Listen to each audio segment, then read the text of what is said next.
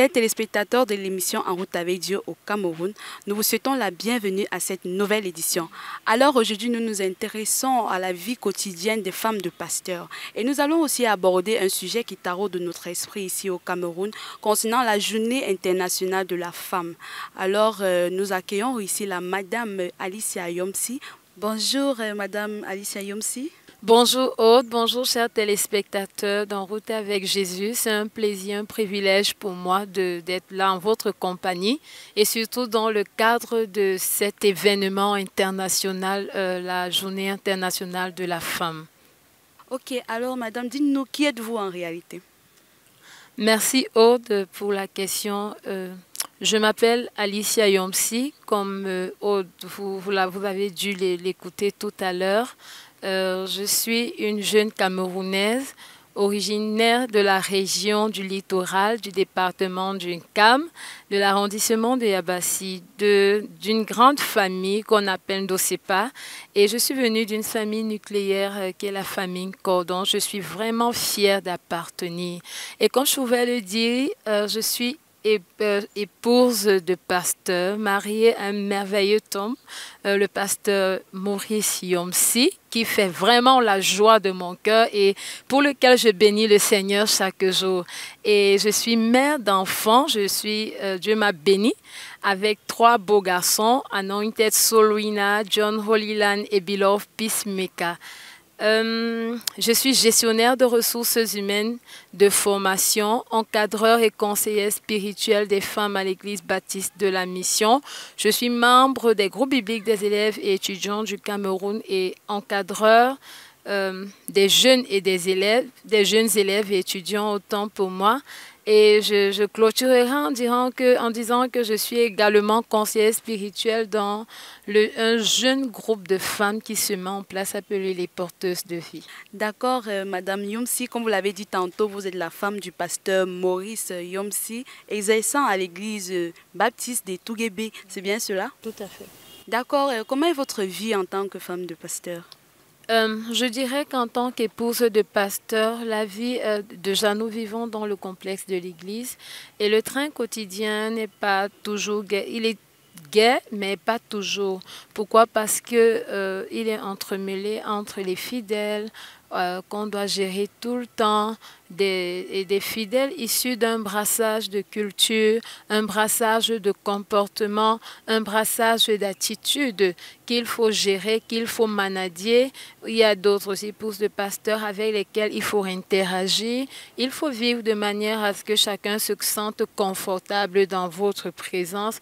Et ça nous conduit à vraiment non seulement travailler, ça me conduit personnellement non seulement à travailler mon attitude, de manière à être non pas un sujet de frustration pour les autres, mais beaucoup plus un sujet de joie. Donc, nous avons beaucoup de choses qui meublent nos journées, entre les études bibliques, la prière et puis beaucoup d'autres programmes chrétiens. Ok, d'accord. Est-ce que pour être femme de pasteur, il faut être appelée? Merci bien, Aude. Je crois, c'est vrai que dans la Bible, il n'y a pas... ce n'est pas écrit en noir sur blanc, un appel propre à la femme de pasteur, comme je le disais.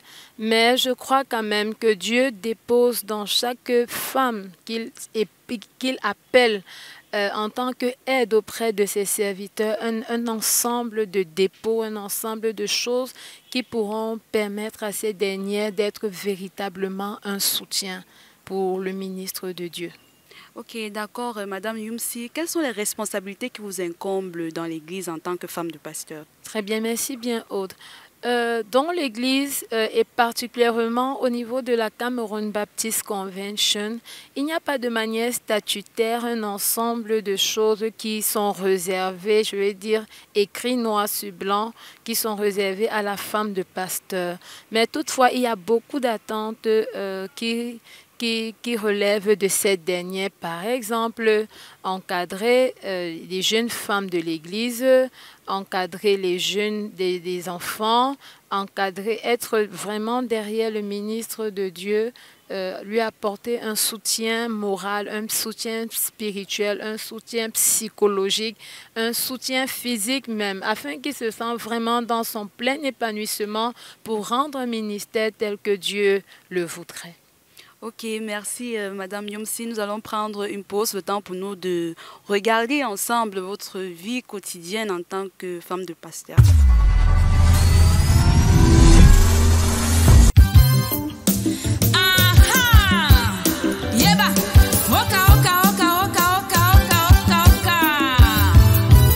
Mon sauveur est vivant, il n'est plus dans les tombeaux. Si tu crois, Peacemaker.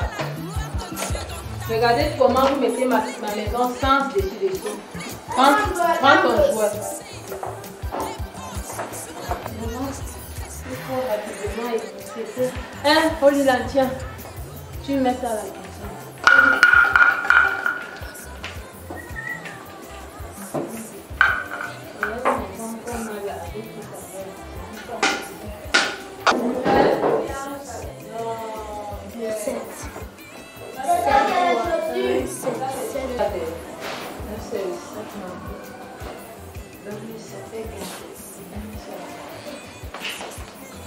Ok. Donc là, je vais déjà prêter.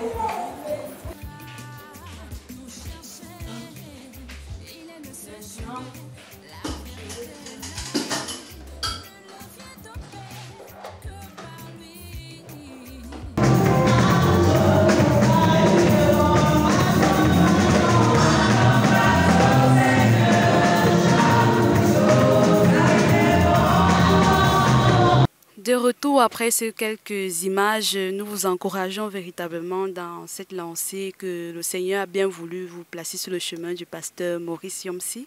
Et nous voulons aussi en savoir plus concernant le sujet de la journée internationale de la femme ici au Cameroun qui se prépare le 8 mars. Alors, quel est votre point de vue chrétien concernant ce sujet? Merci. Oh, je voudrais tout avant, en entrée de jeu, dire que mon anniversaire, c'est le 9 mars. Ça veut dire qu'au lendemain, au lendemain de la journée, on va encore célébrer. Ah, bien sûr, je crois. Et tous les téléspectateurs sont invités. Hein? Donc, ce jour-là, vous avez juste à me faire signe et puis on verra comment organiser ça. Alors, qu'est-ce que je pense en ce qui concerne la Journée internationale de la femme? Je pense que c'est un sujet qui ne date pas d'aujourd'hui, qui date des lustres et qui a fait l'objet de réflexions de beaucoup de personnes, de beaucoup de femmes, des femmes politiques, des femmes professionnelles qui, au regard de certaines situations difficiles, parfois contraignantes, par lesquelles les femmes passaient, se sont dit, tiens, nous croyons que nos conditions peuvent être meilleures que celles-ci. Et je pense que de prime abord, cette journée n'est pas blâmable, à mon sens. Elle n'est pas blâmable, elle est plutôt louable.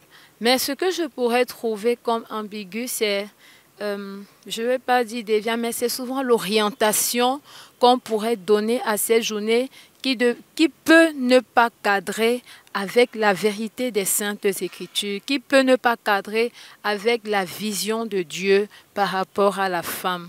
Donc, je crois que la journée en elle-même n'est pas un problème, mais c'est parfois les orientations qu'on peut donner à cette journée qui peuvent causer un problème, en mon sens, et causer un problème dans la mesure où elle venait à être contraire aux Écritures. D'accord, Madame Yomsi. Pensez-vous que nous, en tant que chrétiens, nous pouvons célébrer cette journée? Je crois que c'est une question assez sensible. Je pense que si nous faisons partie d'une société, nous faisons partie d'un contexte qui met en place un ensemble de valeurs, qui met en place un ensemble d'œuvres, d'un ensemble de choses pour permettre à la société de se porter de mieux en mieux. Toutefois, en tant que chrétiens, je pense que nous devons être un peu susceptibles. Nous pouvons la célébrer, non pas forcément dans l'optique d'aller dans tout ce qui peut être déviant et contraire à la parole de Dieu, mais nous pouvons y aller avec l'optique d'amener notre point de vue en tant que chrétien au monde, le point de vue de ce que pense la parole de Dieu par rapport à la thématique qui est d'actualité. D'accord, Madame Yumsi, nous allons prendre une petite pause, le temps pour nous de recueillir certains avis chrétiens concernant la Journée internationale de la femme, ici au Cameroun. La Journée internationale de la femme a sa place parce que c'est la journée d'action, de sensibilisation et de mobilisation pour les droits de la femme. Cependant, nous voulons dire que nous ne sommes pas pour les dérives parce qu'on s'est rendu compte que pendant cette journée, les femmes se permettent de faire du n'importe quoi. Nous voulons rester dans la sensibilisation afin que la femme et l'homme puissent être des partenaires qui gagnent pour que chaque genre soit valorisé. Selon moi, une femme chrétienne doit célébrer le 8 mars parce que le 8 mars, à part le fait que ce soit des réjouissances populaire, ou alors ça a pris une tournure de réjouissance populaire. C'est d'abord une fête qui pense la femme, une fête qui repense le statut de la femme dans la société. Et la femme chrétienne n'est pas en marge. Elle a un statut à défendre ou alors à concrétiser dans la société. C'est aussi une femme qui est appelée à se battre pour la vie de la nation. Donc elle doit célébrer le 8 mars. Pour moi, le 8 mars, ça ne me dit rien vraiment parce que moi, ma Bible me dit parle de la soumission. Donc, si tu es soumis à ton mari, le reste, moi je ne vois pas pourquoi on doit célébrer. De retour après ces quelques extraits, nous pouvons constater que les chrétiens ont des points de vue divergents, différents concernant ce sujet. Alors vous, Madame Yumsi, quels conseils pouvez-vous donner aux femmes qui célèbrent cette journée? Merci Aude. Le premier conseil que je pourrais donner aux femmes chrétiennes qui célèbrent cette journée est de bien regarder, de bien réfléchir par rapport aux motifs et aux orientations de la journée. Et la première des choses, c'est se poser la question, quel est le fond? Est-ce que les orientations telles que prônées sont conformes aux vérités bibliques, sont conformes à ce que Dieu attend? Si c'est oui, alors je crois que nous pouvons y aller. Mais si c'est non, je pense que nous pouvons prendre un peu de recul. Pourquoi? Parce que l'essentiel n'est pas de célébrer, de faire parce que tout le monde le fait. Mais l'essentiel pour nous en tant que femmes chrétiennes, en tant qu'enfants de Dieu, c'est de tout faire pour la gloire de Dieu. C'est de vivre de manière à ce que tout ce que nous faisons, tout ce que nous disons, concourt vraiment à glorifier le Seigneur et à l'avancement du règne de Dieu. La seconde chose pour laquelle je voudrais vraiment, le second conseil autant pour moi que je pourrais donner aux femmes chrétiennes, c'est de pouvoir saisir cette occasion pour se positionner, pour se prononcer de manière véritable dans leur entourage, auprès de toutes les autres femmes, par rapport à leur position chrétienne, par rapport à leur conviction chrétienne, par rapport à leur foi. Et la dernière des choses, c'est que je dis il faut éviter les déviances. Parfois, on a entendu des femmes avoir des attitudes vraiment déplacées, du genre, c'est une occasion, les femmes, par exemple, sont égalitaires aux hommes à cet effet. On peut faire ceci, on peut faire cela, on peut adopter tel comportement. C'est le moment où on démontre à son époux, à son conjoint on abandonne. Non, je crois qu'il faut tout faire pour éviter les comportements déviants, mais toutefois mettre en place des structures, des plateformes de discussion, des plateformes d'échange sur des sujets qui minent la société aujourd'hui en tant que femme. Question de voir la compatibilité entre ce qui est dit et ce que dit la parole de Dieu et tirer des conclusions qui glorifient véritablement le Seigneur. Ok, d'accord, Madame Yumsi, nous retenons que nous devons faire toutes choses pour la gloire du Seigneur et nous devons éviter des chemins divergents durant cette journée de la femme. Alors, Madame Yomsi, nous savons que vous n'êtes pas que seulement femme de pasteur, vous avez d'autres responsabilités dans votre vie quotidienne. Alors, parlez-nous de ces autres responsabilités-là et comment est-ce que vous réussissez à manager tout cela?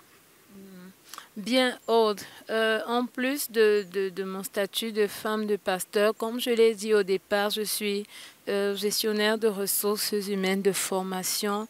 Donc, j'enseigne, je fais des formations dans les établissements supérieurs. Et je veux dire que pour le moment, j'ai travaillé dans une multinationale et compte tenu du bas âge, de l'état des enfants qui sont encore en bas âge, j'ai dû mettre une pause pour vraiment d'abord m'occuper de mes enfants. Pourquoi? Parce que ma famille, ma cellule familiale pour moi est la chose la plus importante.